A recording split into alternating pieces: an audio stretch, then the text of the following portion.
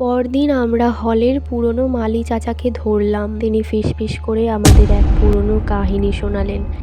২০-২৫ বছর আগে এই চারতলায় নাকি এক পাগল ডাক্তার থাকতো। সে মানুষের ওপর নাকি সব নিষিদ্ধ পরীক্ষা নিরীক্ষা করত। একদিন তাকে সেই চারতলায় এক অন্ধকার ঘরে মরে পড়ে থাকতে দেখা যায়। তার শরীরটা নাকি একদম ফ্যাকাশে হয়ে গিয়েছিল, শরীরে এক ফোঁটাও রক্ত ছিল না। সেই থেকে ওই ফ্লোরটা অভিশপ্ত হয়ে আছে। বিল্ডিং জরাজীর্ণ হওয়াটা আসলে একটা বাহানা, আসল ভয় ছিল সেই অশুভ ডাক্তারকে নিয়ে। বর্তমানে ফজলের রাব্বি হলের পরিবেশ একদম থমথমে। ১১৭ নম্বর রুমের ছেলেরা আর একা থাকতে পারে না। করিডোরে হাঁটলে মনে হয় পেছন থেকে কেউ হাত বাড়িয়ে দিচ্ছে। রাত হলে জানালার ওপর সেই খটখট শব্দ এখনো শোনা যায়। চারতলায় সিল করা দরজাগুলোর ওপাশে মাঝে মধ্যে কান্নার শব্দ আসে।